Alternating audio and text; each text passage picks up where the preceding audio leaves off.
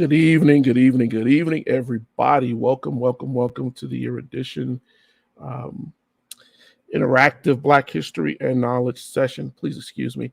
Uh, we were a little bit late getting on today, but I am happy to say we are on. We are live. Um, Let me know if you're out there. If you're out there watching, give us a shout. Um, we do this show every Thursday evening to cover Black history and provide knowledge in certain aspects of history and, just in general.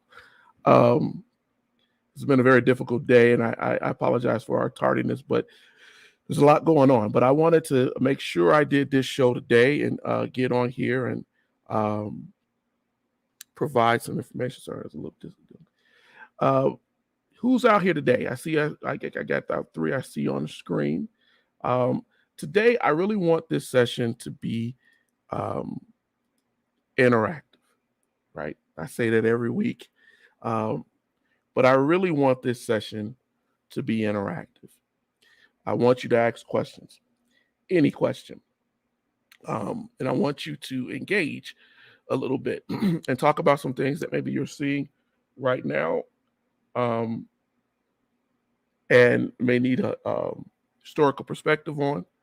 Um, but I want us to be interactive today. I cannot stress that enough. Hello, Mom. Good to see you. You know, one of the things that I have been dealing with lately um, is just looking at all of the things that are going on right now, societal, really, right, and how um, we seem to be regressing, right? We seem to, and we talked about this maybe like a week or so ago, when we went into it. Um, America has different ages, and I often wonder, what is this age going to be called? Hey, Sister Regina, good to see you. Good to see you. Thank you for joining the program. I'm doing good. Um, you look back through certain ages in American history, and what you see is they give some of these ages um, names. After slavery it was Reconstruction, and then you had the Rolling Twenties, and you had uh, they call it um, for lack of a better word, it has to do with terrorism, globalization, neo conservatism, terrorism. That was an age, right, in the 70s. And so each of these ages that America gives, right, they have a significance. They played a part in how we see things. The civil rights era, right, the Vietnam era. These catchphrases, and I was sitting here the other day wondering, what are we going to call this era, right? What is it going to be? We have COVID. We have a rescinding of or pushback on rights that were established in those other eras, such as the progressive era, civil rights era. Um, when you look back into those ages, and as I'm going into this, please feel free to ask questions. That's why we're here. This is an interactive session. I stress that because we have some things coming on down the pike soon. You know what? Maybe I'll give you all a little teaser, just a little teaser. It won't be the whole thing. Maybe I got that on here. We have a new show. I don't know if anybody saw it, that we have coming down the pike soon. That we are trying to get off the ground. And one of the reasons why we're doing this show is because a lot of times I spend time on here, and I tell my sons, I feel like I'm bloviating with you all a lot of times. But in truth, we spend a lot of time going over a lot of different things. And so I want to give fair time to actually teaching lessons. summarized lessons. And so that's one of the reasons why we're pushing for this new show to give you that. Yes, you say it's a pandemic times, and it probably will be what they will call it. You know, the pandemic, right, or the age of the pandemic. And you know, it's funny, Regina, that you use that term, because we're not even just talking about COVID. We have several pandemics going on, both spiritually, emotionally, mentally, physically. Um, we are in a culture of cultism too, right?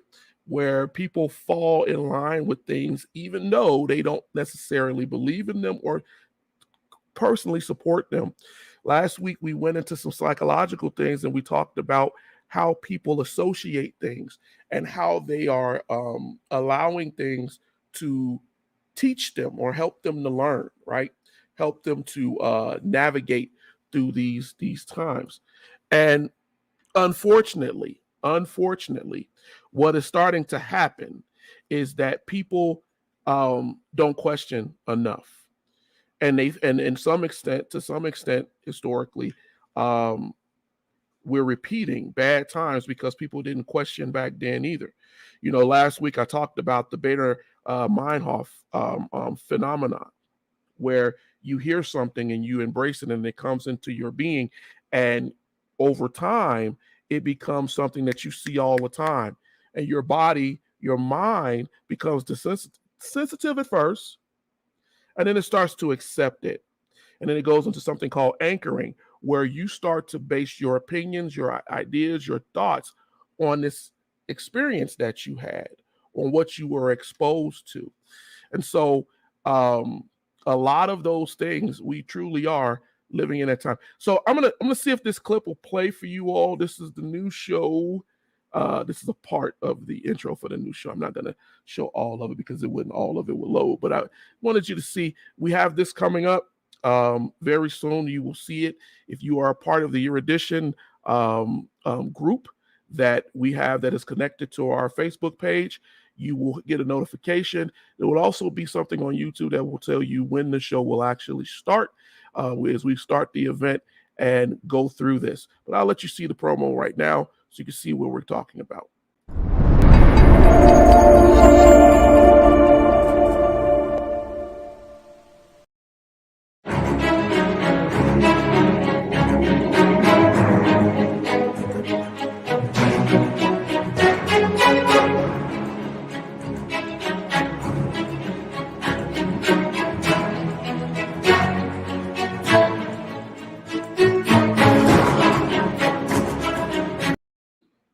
Yeah, that's a little bit. I thought I'll give you all. So that's the beginning. That's how we start each one of these shows. But we are planning on hitting this thing fully in a more aggressive way. I say we because I am actually using line as my wife and my children to help with this. But we are really going to try to hit this thing fully and start getting people to really engage in history. Because right now we need it. Not saying we don't need anything else, but we definitely need to have an understanding of our history and who we are and where we're, so we can understand where we're going.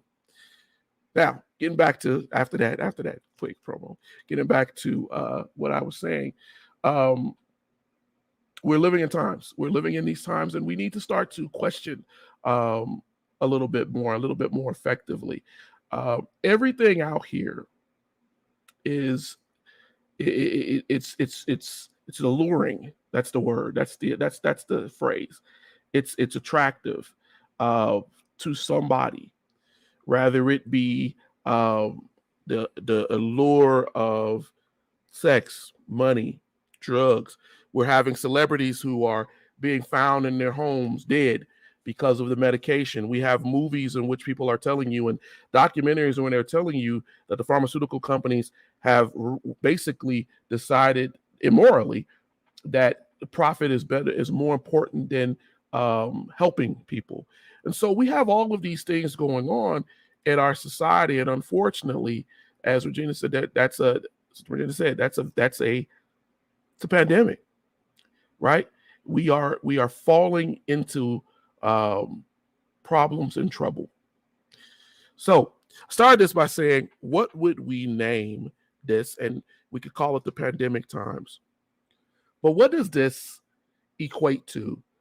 Because one of the things that also happens with these labels that we give our history is that a lot of them are repetitive. We've had not people remember one crisis, the Great Depression, right? And they speak about the Great Depression, but they don't remember. Hey, Grandma, how you doing? Good to see you. They don't remember that there have been other depressions, right, within the American history. So we can't just say one thing. But what are we taught, right? We're taught about the Great Depression, as if that was something that was unexpected, right? But when we really think about it, and we really look back in history, we understand that there were other depressions before that. People were starving, people were suffering, people were dying. As this country, as Americans expanded from the East Coast, from the original colonies across this land, people died. People didn't have. People were suffering. People were searching for wealth, searching for something, right? The economy is based off of American citizens, right, and based off how we spend and how we are taxed. And so when we look at how history repeats itself over time, right, we have to be concerned. The Spanish flu, right? We look about actually just about 100 years ago, and we look at all of the things that are happening right now, right, that happened at the same time with the Spanish flu, right? And which also at the time led way into the Great Depression. So when we look at the pandemics that arise, right, we have to understand that this is not something new. But what we also need to remember is, how did those people of those other eras, of those other times, how did they respond to these pandemics? During 1918, how did they respond to these things? There were fights against mask mandates. There were people who tried to politicize the idea of the influenza, of the Spanish flu. And what it also led to was death. People died. People who were not even accounted for. And so we have to look at these things and understand that this is not just it's not just one thing. It's not just one thing.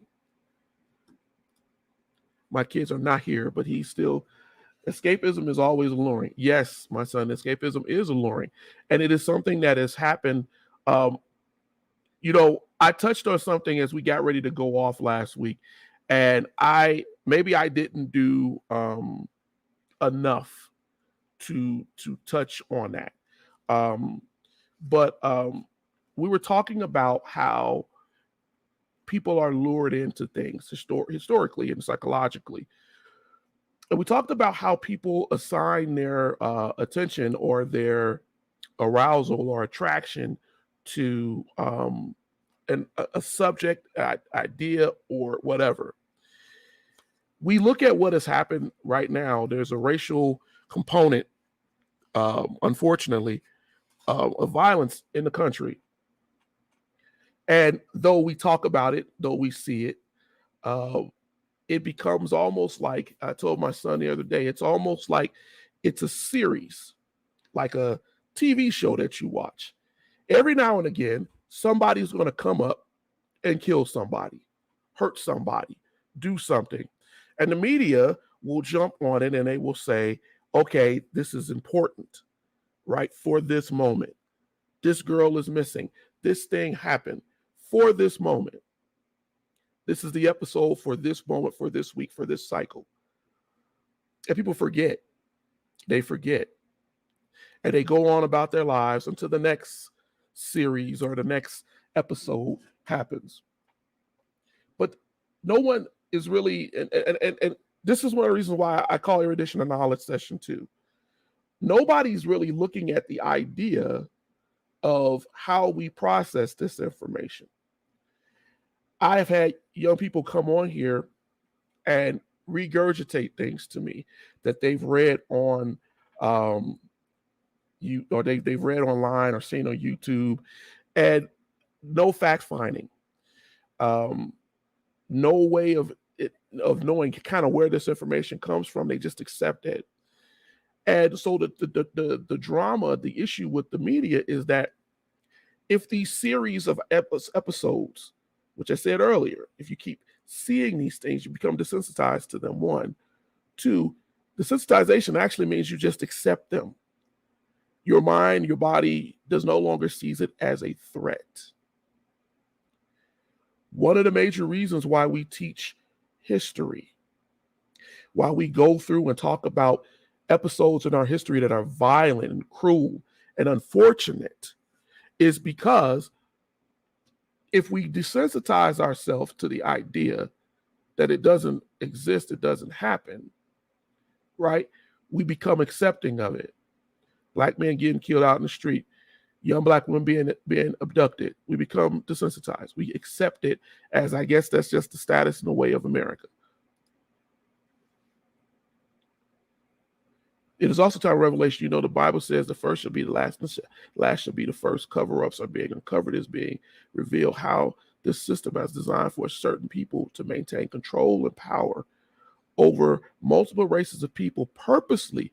But as these intentions are being exposed, they are becoming weak because the other races are no longer accepting it. This was the drive of the civil rights movement, because they believe that all men are created. And I would assume that you're saying are created equally. I agree. We are one of the things that I try to do on here, I can't say always successfully, is to expose some of the things that are going on, right? And to try to give it the history of it, to try to tell you, hey, this is not new. This is not something that just fell out of the sky, right? These things have been done, and they continue to be done year in, year out, day in, day out. When you talk about people becoming aware, they are. But one of the things that happens also with the way things play out historically, and I will use Goebbels, just Goebbels as an example, and I hate to use Goebbels, but Goebbels was absolutely correct in certain things. Goebbels believed propaganda, and I often talk to people about propaganda. Even though we revealed things, and there's a time of revelation, and we're starting to see the things that have been hidden from us in our history, in our country, in our laws, things are being exposed. What happens is this country, this kind of happens with the progressive era too, right? It has a way of doing the switcheroo, right? What it'll do is it'll say, okay, I'll give you an example. During the Montgomery bus boycott, right? They did not want Blacks to ride the bus. Even when Blacks were allowed to ride the bus, right? Without sitting in the back. Let me clarify. Even when they were doing that, right? Once the laws were passed, once the protests happened, it wasn't that they were happy that Blacks were still riding the bus. And it wasn't that the bus drivers and the people in the community were accepting of it.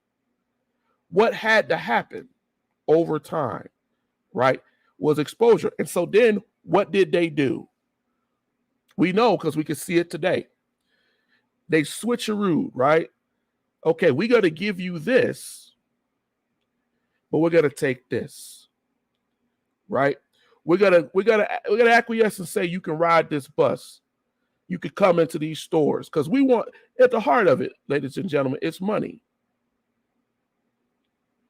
they got to a point where they realized, which we still don't realize today, the power of money.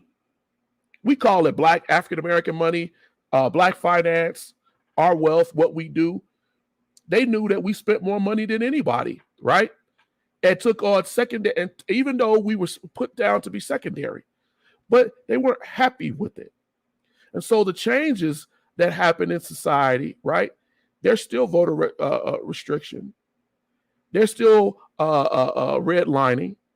There's still places that you couldn't go, but we're going to let you ride this bus. We're going to let you eat in our restaurant. We're going to let you do all these things that you protested about, but we're going to still fight this and this. So the fight is on multiple hills. That's what I'm saying. The fight today, even though you are free to walk out of your house and go anywhere you want to go eat where you want to go eat, the fight today is still going on. Rittenhouse, during that trial, went down where he went, right, to go patrol to protect property for what they said were rioters for a Black Lives Matter rally.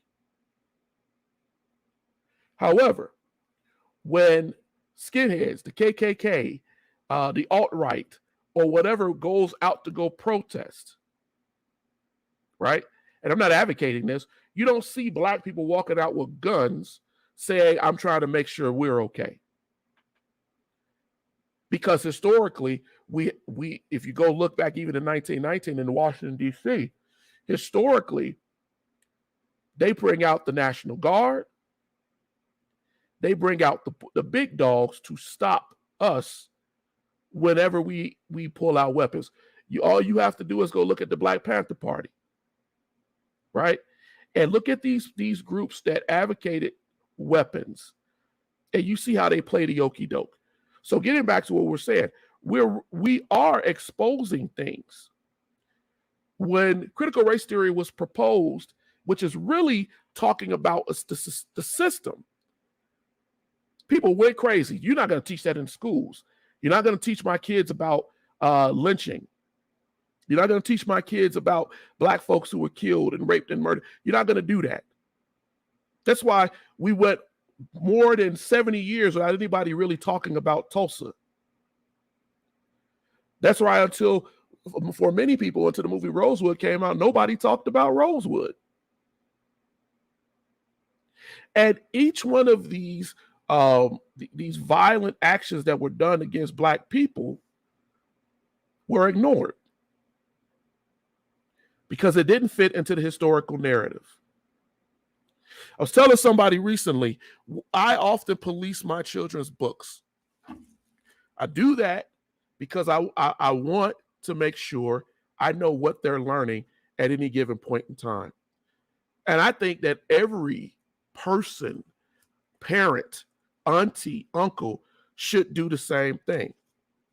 Because if we allow them to only receive history in a way that it's presented to them, right? A couple of weeks ago, I showed you all that there was a conservative history. I'm going to call it that because that's what she called it. A conservative history book that went into this whole explanation of the KKK and blamed it on Democrats. And neglected to tell you that it doesn't matter what party you're in, you can be a racist, right? And that there were both whites from Republican and Democratic sides who participated in white supremacy. Even more so, what is not taught in that history book is that the nation, the country, millions of people accepted an idea of people being secondary. So as we start to reveal this history in its fullness, as we start to talk about the inventions, the steps that Blacks took to push the furthering of this country, we still don't know the full history. We still aren't told the full history. Lincoln didn't just come to this beautiful thought of freeing the slaves without some push. bodies laid out in battlefields, numbers depleting, and commanders who are inefficient. How long can a war go on before I lose authority and power? Before the South or those in the North side more with the South? I have to do something. I have to do something. I have to be honest with God and myself about what this war is about. Lincoln's second inaugural address makes it very clear that the war was about slavery. But your history books, your kids' history books, still to this day, calls it the War of the States. Doesn't tell you that they're fighting against or for slavery. We are heavily desensitized to what a movement is and what peaceful protest was essentially meant to be. I asked a gentleman the other day, I said, what is protest? What is a movement? And I ask you all out here right now, somebody, you please possibly can, within the next 15, 20 seconds, give me a couple of words of what you think a protest is. What is a movement? What does it mean when we say the civil rights movement? And is that, what is that? What does that mean to you? I'll give you a couple of seconds, because I want this to be interactive. While I'm pulling my board from under my computer, but anybody?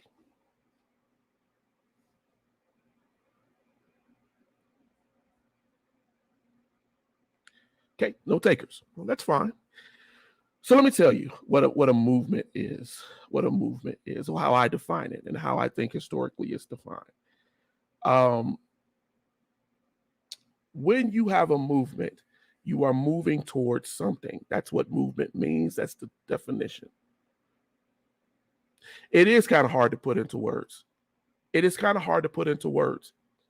I do agree. But we got to have some sense of what it means. Right? In the 50s, late 50s, during the whole Birmingham, right? Movement. The movement was to allow us to ride wherever we wanted to ride on the bus. That was the movement. We wanted to move towards just treatment. When we say movement, we're talking about we want to move from where we are, where you're holding us, to something better. During the early 1900s, during the whole time of lynching and murder that went on after the Civil War, the Great Black Migration was movement. I'm not going to stay here and be treated like this. Worry if my son or daughter will be killed, murdered, or raped by people who have no concept or care of human life when it's black, and sometimes when it's white. So when we define movement, we're talking about moving from someplace.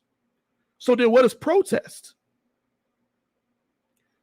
Protest is to state, hey, I'm against this. I do not support this. And you should recognize that this is unjust. I'm giving my protest to you. Now, you cannot have a movement without some sort of protest. And that right there is what my son said, right? We're losing the idea of that. We've lost the idea of that. We are good about picking up signs and going out, and we should do that. And we're good about the protest part. We suck at the movement part. The movement is to make a declaration too, right? To do an action, to make something happen. The protest is a part of that movement. We're going to make something happen. We're going to get out here. We're not going to support your business. We're not going to ride your buses. We're not going to come to your community. We're not going to come downtown and buy your goods. So until you treat us fairly, and if you don't, you will go bankrupt. But that pushes the movement. That gives fuel to the movement. And pretty soon people start to acquiesce because they are at least open the door to negotiation before you to be able to move. But we've lost the peaceful side of that. We're not even protesting peacefully. The SCLC, Dr. Kingdom, whenever they would protest, I may have said this before, they would meet at a church. They would meet at a church because the black church was significant. Clergy, Catholics, right?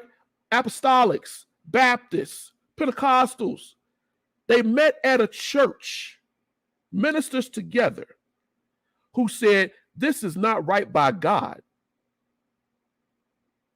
And they formed a just movement with the understanding that God is guiding us.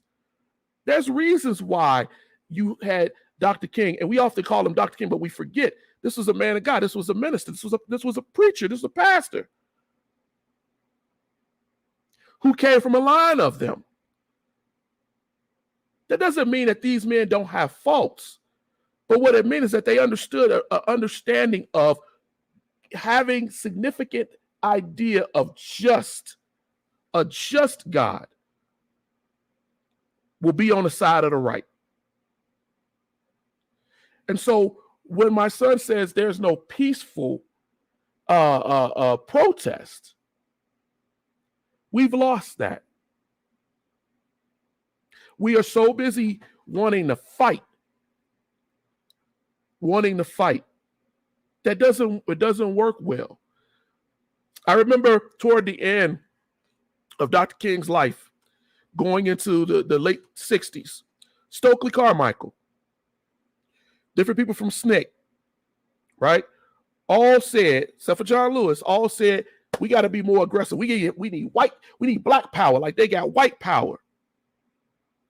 And you had aggressive talk outside of the church.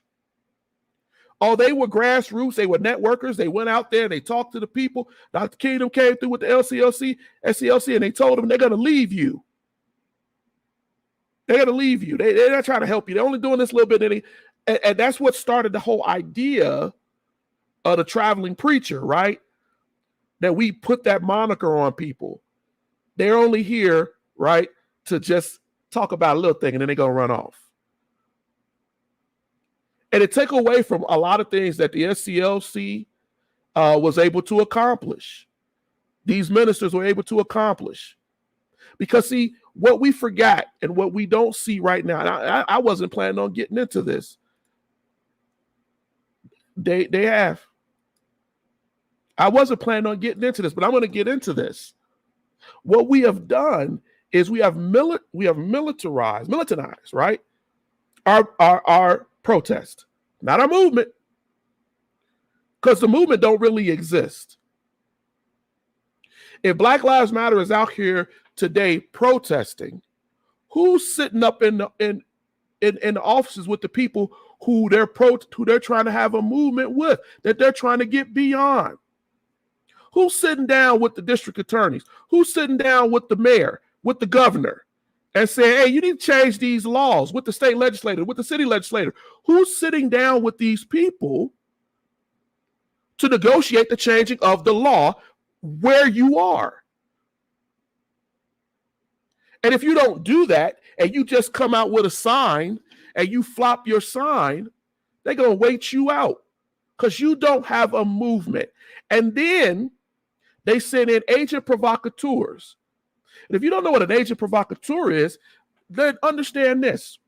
During the French Revolution, right, you had people who were subversive. They worked on either side to find out who were the ringleaders to undermine the effort. So we still have that. We had that in the Civil Rights Movement. This is the reason why they met in the church. Church members came, And they told those people, this is what you're going to wear. We're going to meet here at the church. We're going to march out of the church. We're going to go here and do what we're going to do. And then we're going to come back to the church. That was the plan.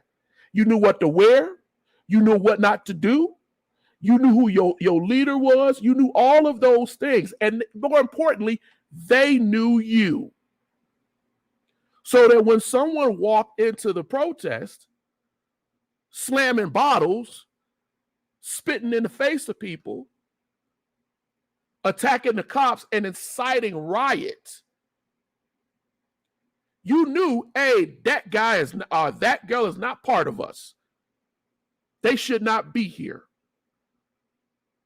You knew who the agent provocateurs were because they were so obvious. Now, what we see is people show up to protest, gang signs on their arm, drinks in their hand, wife beaters, dressed looking like a thug, the very thing that these folks is trying to tell you that you are, you come looking like that. And when the church, nobody meets at the church. We all meet at the site. And because we all meet at the site, we don't know who's coming to the site. So then you get a Charlottesville, right? You get a Ferguson. Shots start ringing out. Nobody knows where the shot's coming from. Folks throwing bombs and throwing smoke, and you don't know. Right? When they came down, I remember at the CNN headquarters, me and my son watched a man hand a black man a smoke bomb and walk to the side. White man gave him that. He didn't ask where it came from, and he threw it in there because his rage took the place of his common sense. I hear so many people tell me often, I'm not Dr. King. I will slap you. I will hit you. But I ask those people, have you ever picked up any of Dr. King's books? Have you ever read about the struggle that man had when they pipe bombed his house with his children in it? When he got death threats? I went to the Great Blacks and Wax many years ago, and they had on display all these death threats he would get, his wife and him would get, letters. Some of that stuff was so appalling. Me and my wife stood there, it shook us to our bones. Woman said they should kill you. They should kill you and burn you in the street. One lady said they should take you and your family so that nobody could repeat what you're doing. But that man got out there under prior death, and he did what he did. But we are a people, and I told you, I promise you I did not want to get into this. We are a people who seem to not understand propaganda. We get caught up in it. The sex, the drugs, the lies, the allure, the attraction, the arousal. And psychologically, we don't understand how the arousal theory, and I'm going to break that down because I don't think I did a great job, and I tried to do a little early and I didn't break it down.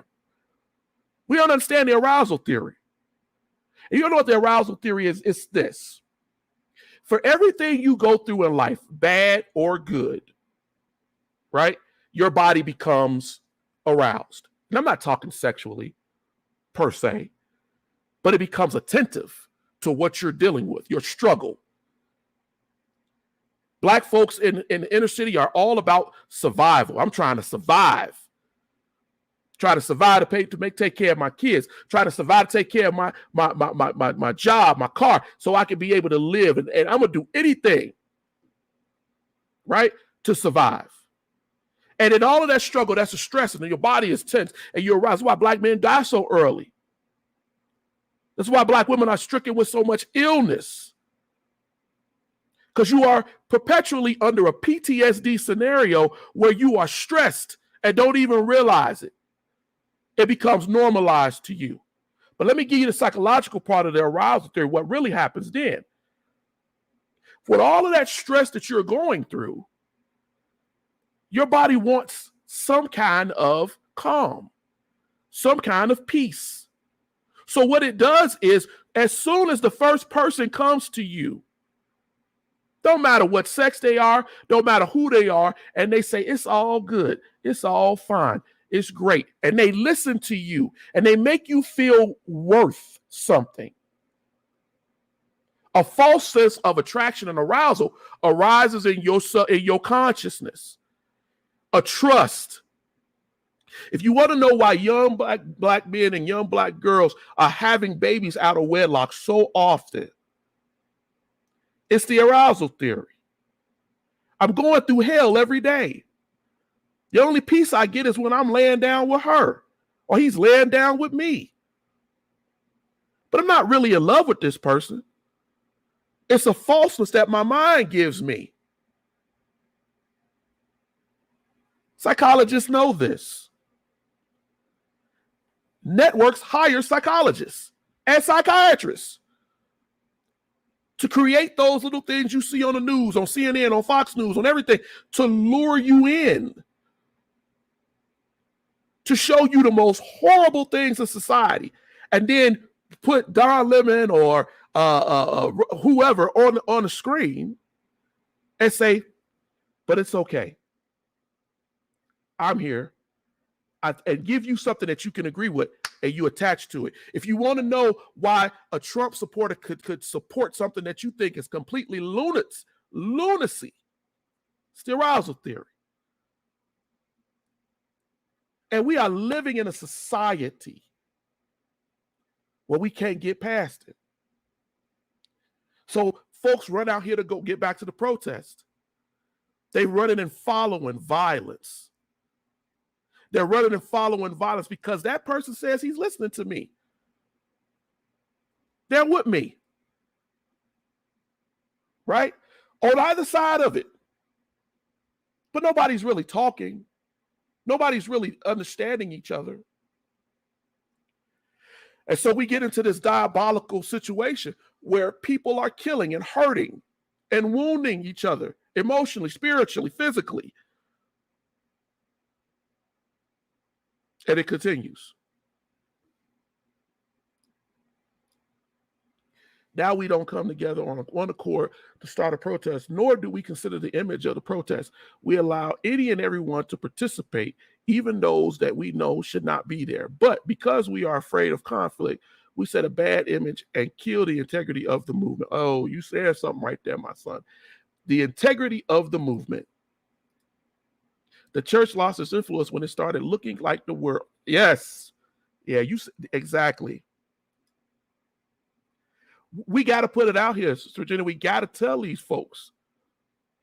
Because if we do not, we're going to have another generation. I think sometimes black people believe, I ain't going to say black people. We believe that time is every day forever, and it's just going to happen. Right? And so we get into this lock and step to think because our ancestors survived it, that we go survive it. But the person that's against you don't want you to survive it. And it's constantly trying to come up with a way to stop you from surviving it. I often tell people, if you think that I'm wrong in my assumption of where I see things historically. I asked them the question: why is it then that we still have statutes on the books in almost every state that support lynching? Why is it that we have laws on the books in states that are ran by Democrats or Republicans that will allow wealthy, affluent white folks to kill and murder and be let out,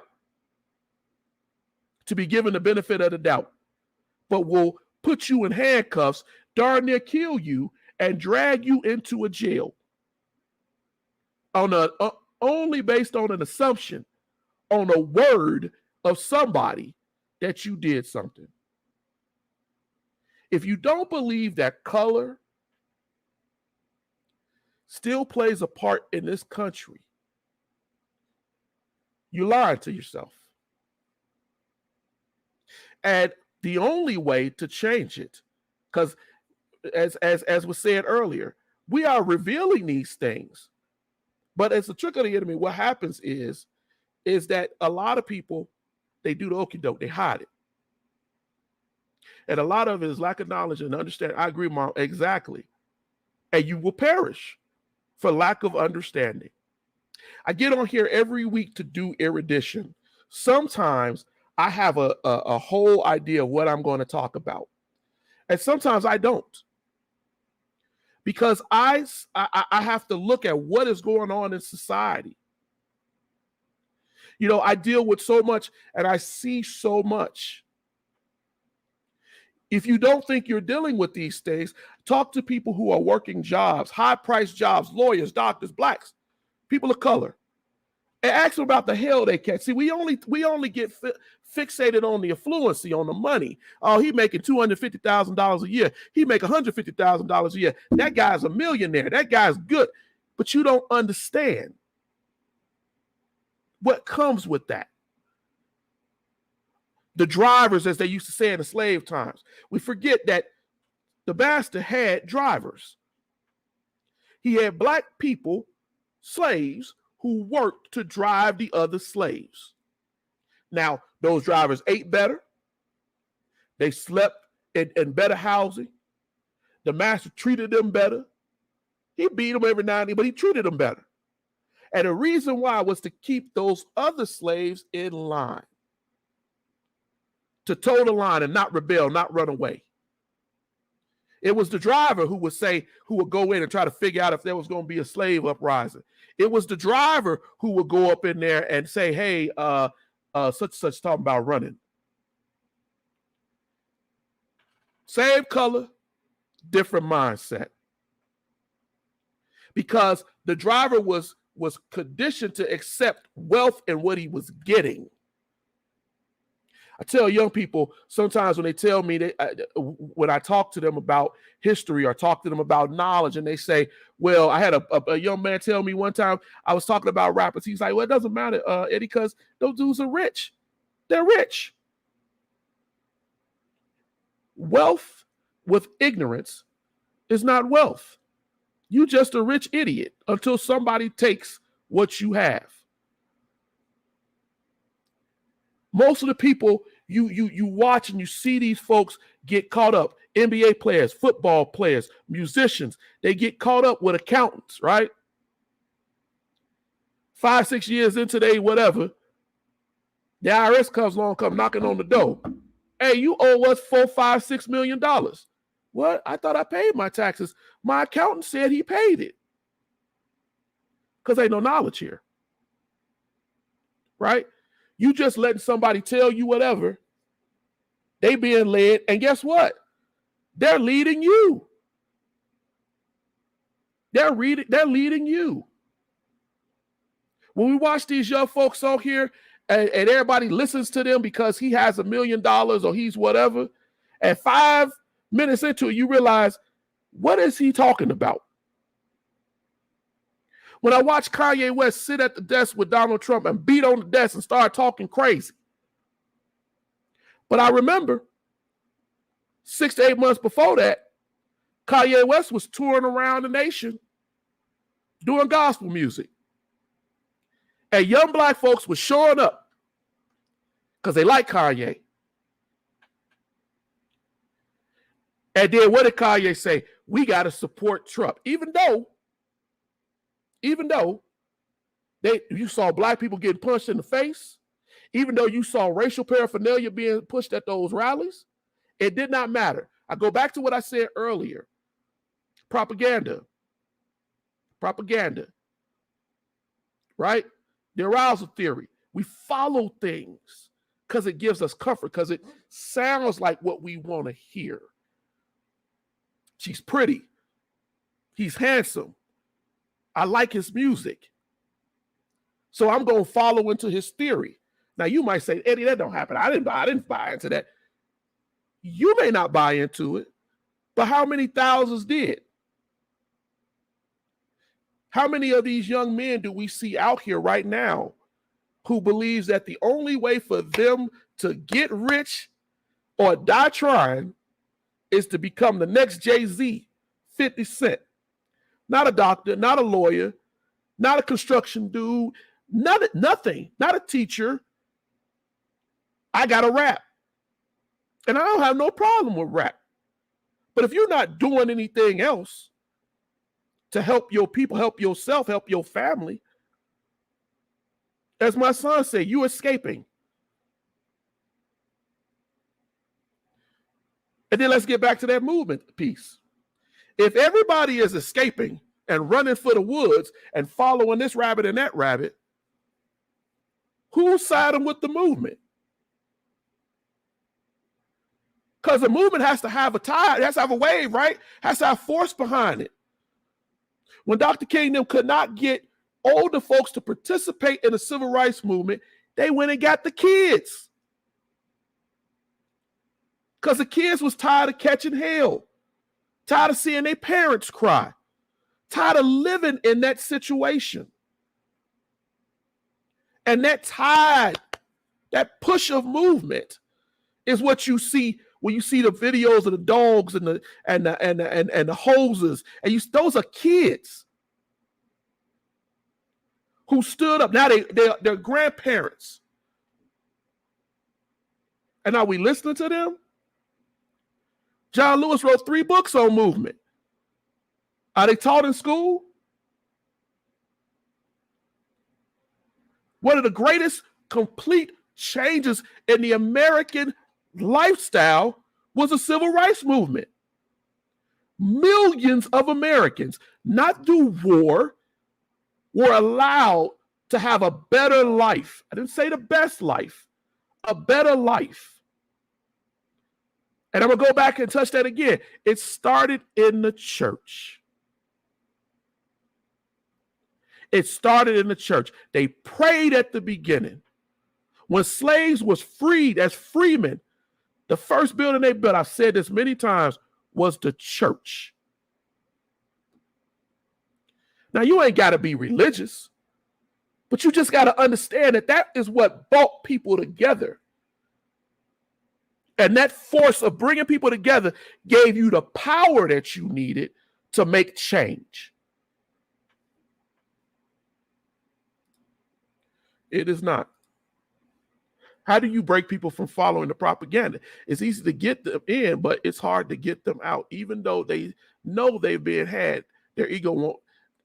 Tyson, my brother, you hit it on the head right there.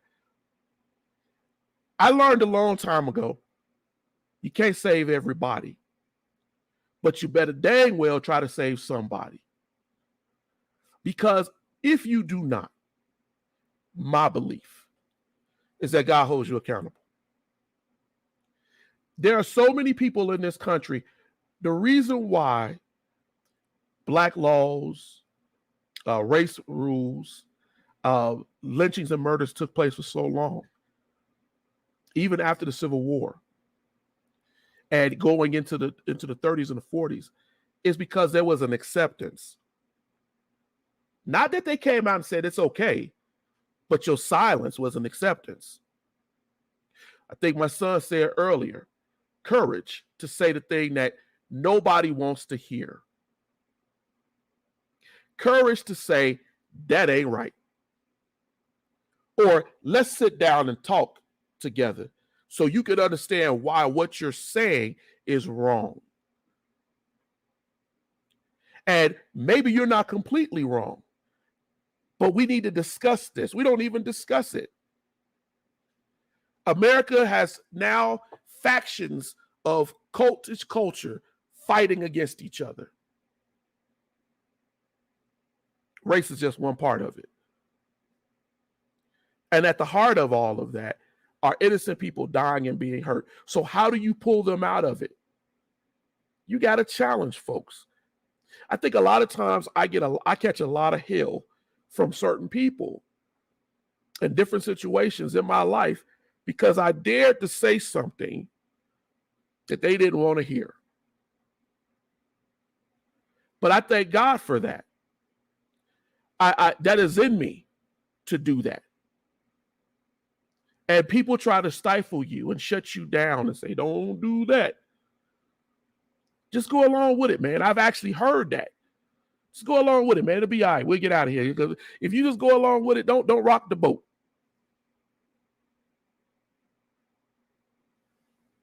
Right?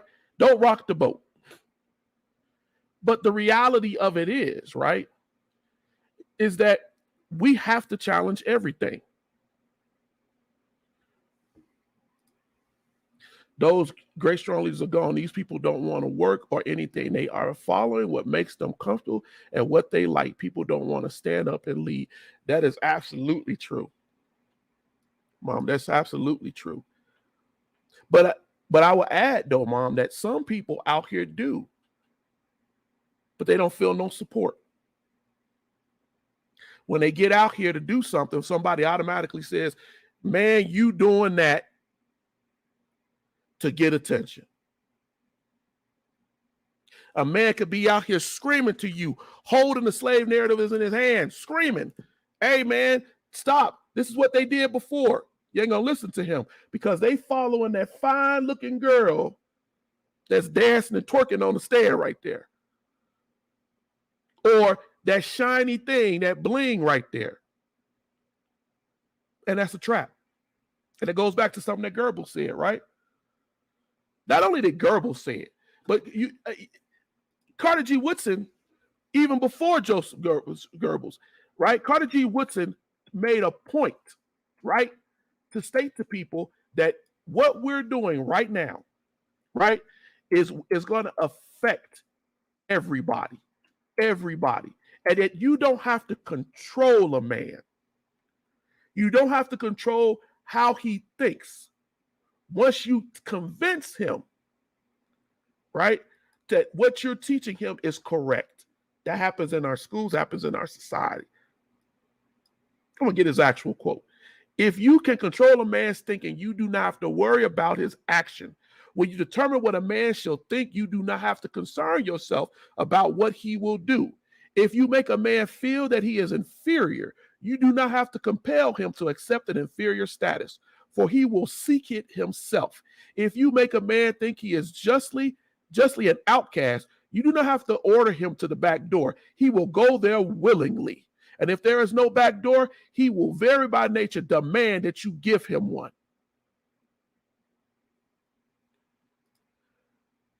We have to be better. We have to be better. I didn't want to get in all that tonight. This was a difficult day for me. I dealt with some racism today, and I won't go further, but I dealt with some bigotry today. And I understood it to be bigotry, even though it was nicely shined up to look real wonderful and whatever. But we deal with it every day. And if we don't call it out, if we don't look that devil in the face and tell him, not so, be gone from me. If you do not stand up for who you are, what you know, people will be able to run ramshot over you. And we're seeing that. Ladies and gentlemen, it has been an hour, and I've been ranting for quite a while. We came on a little bit late, but I thank you all so much, all of you who stuck around. And I thank all of you who will watch this video later. We try really hard with Erudition, and I'm going to continue to try. We have some things coming on down the pike soon. I'm going to spend about 3 more minutes. If you have to go, please go watch later. But we got some new shows that are coming on down the pike soon. I'm just going to do what I got to do with them, regardless of what help we get with them. And that was a big issue with us. Cost money to do some of the things that I want to do. But one of the things that we're definitely going to do is make sure that we put out a daily, every day, God willing, every day, you will get something from Erudition in the idea of Black history every day. And I'm going to ask some of you all out here who are in the audience and some of you all who are friends, I'm going to be coming at you to ask you to help us with this. Not financial, I'm not talking about money. When we do these shows, we're going to have how it affects today. I want people's thoughts on how this person or moment, how it affected your life today. Do you think it has an effect? Do you think that it matters? Quick 4 or 5 minutes of that every episode. We're going to start with my family. We're going to move further with everyone else out there. But we're going to do this because we have to start making an impression, a dent. As my mother said, these great leaders are gone. We got to do something to give people real information and to guide them so that, and to teach them. That's another thing. I want to do a lesson coming up here soon about how we do research. Because I'm tired of Black folks telling me they do research and you don't really know what research is. How the numbers work. How to go into those numbers. How to see the in-between of those statistical numbers. All of these things. If I give you the statistics on infant mortality rate or the amount of Blacks in jail, and you don't know, right? And you don't know how to look at those numbers, how does that help you? So we're going to teach you how to look at those numbers, how to understand those numbers. So when you see that and where they come from, historically, because some of them are false. So we'll get into all of that. But thank you, Daniel. I'm sorry that you came in late. You can always watch, as you say, watch the replay. But I thank all of you all who stuck with us today. Have a great rest of your week as we get ready to go into this Christmas season. We will be back with you next week on Thursday, but we will be putting out an announcement on when the new show will start. It will be Moments of People in Black History. It will run every day. It will be 10 to 15 minutes of your time every day, if that you can go in and watch something from Erudition. But until then, God bless you, God keep you, and I thank you for your time. Have a good one.